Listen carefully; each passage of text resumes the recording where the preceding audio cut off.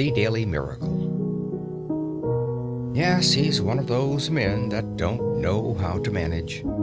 Good situation, regular income, quite enough for luxuries as well as needs. Not really extravagant, and yet the fellow's always in difficulties.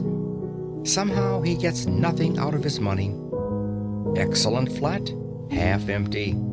Always looks as if he's had the brokers in. New suit, old hat. Magnificent necktie, baggy trousers. Asks you to dinner, cut glass, bad mutton, or Turkish coffee, cracked cup. He can't understand it. Explanation simply is that he fritters his income away. Wish I had the half of it. I'd show him. So, we have most of us criticized at one time or another in our superior way. We are nearly all chancellors of the exchequer. It is the pride of the moment. Newspapers are full of articles explaining how to live on such and such a sum, and these articles provoke a correspondence whose violence proves the interest they excite. Recently, in a daily organ, a battle raged round the question whether a woman can exist nicely in the country on £85 a year. I have seen an essay, How to Live on 8 shillings a Week, but I have never seen an essay, How to Live on 24 hours a day. Yet it has been said that time is money. That proverb understates the case. Time is a great deal more than money. If you have time, you can obtain money, usually. But though you have the wealth of a cloakroom attendant at the Carlton Hotel, you cannot buy yourself a minute more time than I have, or the cat by the fire has. Philosophers have explained space. They have not explained time. It is the inexplicable raw material of everything. With it, all is possible. Without it, nothing. The supply of time is truly a daily miracle, an affair genuinely astonishing when one examines it.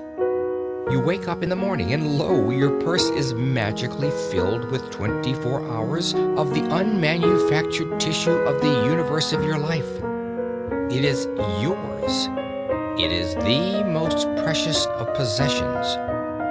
A highly singular commodity showered upon you in a manner as singular as the commodity itself. For remark, no one can take it from you. It is unstealable, and no one receives either more or less than you receive. Talk about an ideal democracy. In the realm of time, there is no aristocracy of wealth and no aristocracy of intellect. Genius is never rewarded by even an extra hour a day, and there is no punishment.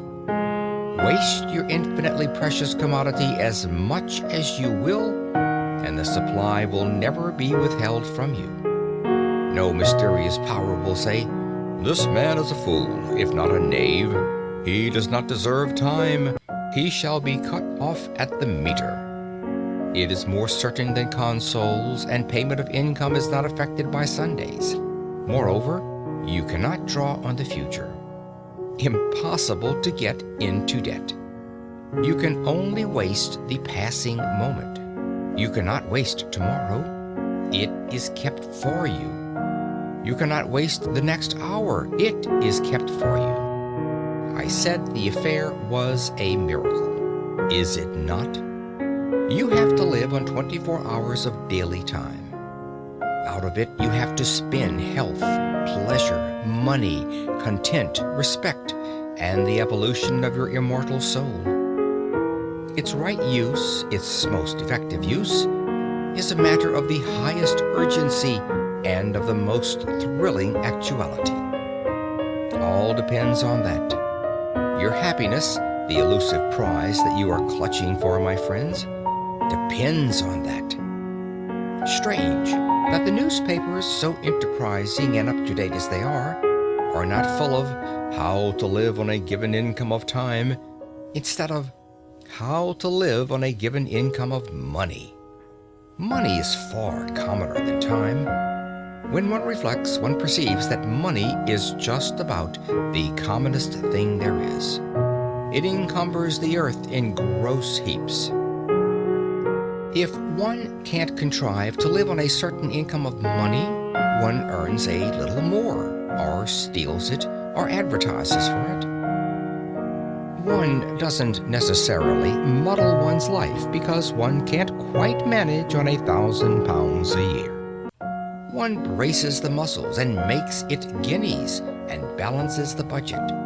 But if one cannot arrange that an income of 24 hours a day shall exactly cover all proper items of expenditure, one does muddle one's life definitely.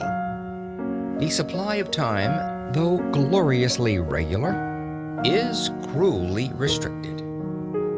Which of us lives on 24 hours a day? And when I say lives, I do not mean exists nor muddles through. Which of us is free from that uneasy feeling that the great spending departments of his daily life are not managed as they ought to be? Which of us is quite sure that his fine suit is not surmounted by a shameful hat, or that in attending to the crockery he has forgotten the quality of the food? Which of us is not saying to himself, which of us has not been saying to himself all his life, I shall alter that when I have a little more time? We never shall have any more time. We have, and we have always had, all the time there is. It is the realization of this profound and neglected truth, which, by the way, I have not discovered, that has led me to the minute practical examination of daily time expenditure.